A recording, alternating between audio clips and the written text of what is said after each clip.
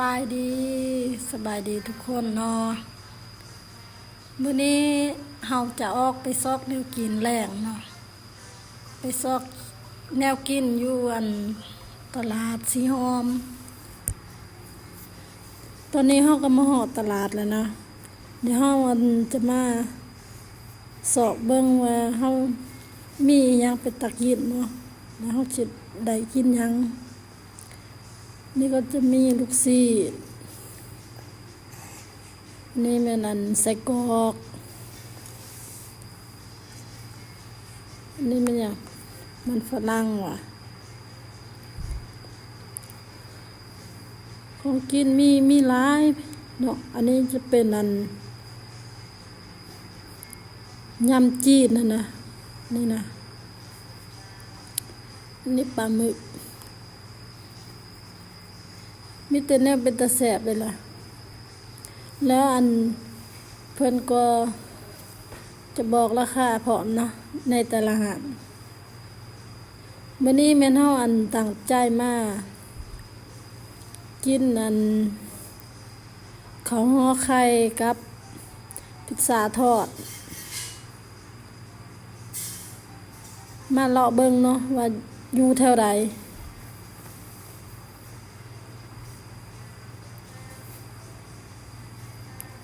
ส่วนหลายเราจะเป็นขนมเนาะ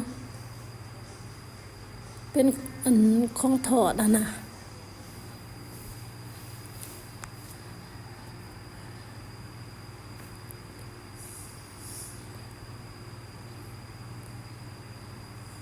อันนี้มันฝรั่งทอดนะนี่ได้อาหารเพิ่นจะใส่ราคาให้พร้อมเนาะเด้ให้เฮาได้ฮู้ราคาเนาะอันนี้หมูแดดเดียวอันนี้ของกินซุกนะอันนี้ขนมก็ใส่กลับไว้ซ้ำไว้10,000อันนี้เขาก็ย่างอ้อมเนาะหอบทั่วละตลาดนะตลาดสีหอมเป็นตลาดของกิน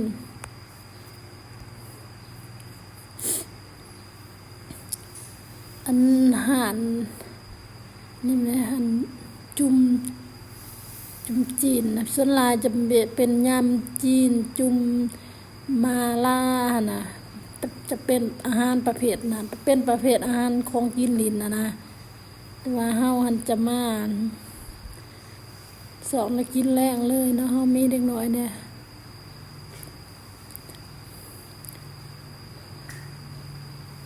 อันนี้เฮาย่างออกแล้วเนาะเฮายังบ่เห็น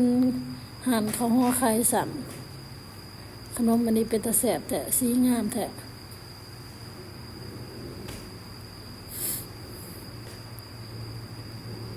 พิซซ่าทอดกระจากอยู่ใส่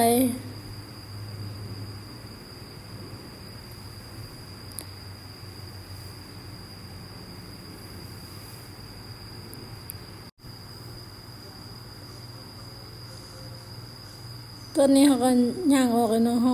บ่ได้อีหยังกินซ้ำพิซซ่าทอดก็บ่เห็นข้าวห่อไข่ก็ยังบ่มาเพราะว่าเรามาเปิดร้านดึกเนาะสุดท้ายเฮาก็ได้ออกมากินข้าวได้กินเฟอเนาะเพราะว่าอยู่ตลาดสีหอมเฮาได้แต่ขนมบาบินนะกับหยังลูกสาวกินกะแล่ม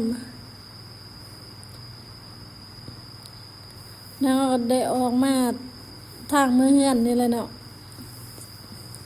สั่งข้าวผัดให้ลูกกินเนาะซึ่ง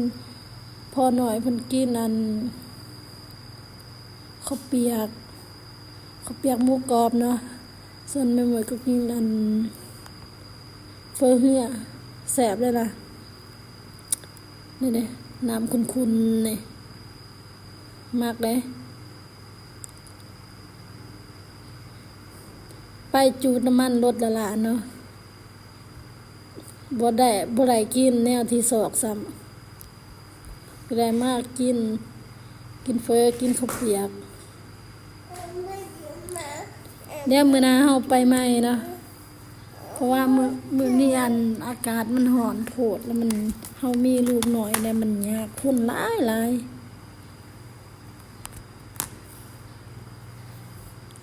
แซ่บๆพี่น้อง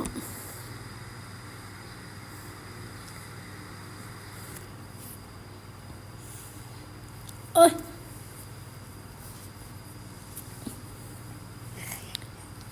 ตั้งใจว่าสิไปกินนั่นข้าวห่อไข่กับพิซซ่าทอดเนาะสุดท้ายละได้มากินเฟอกินข้าวเปียกกับข้าวผัดอยู่หานเข้มทาง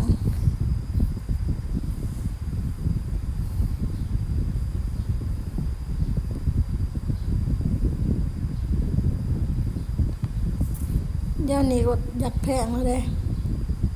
เฟอข้าวเปียกก็แม่นถ้วย35,000 กีบ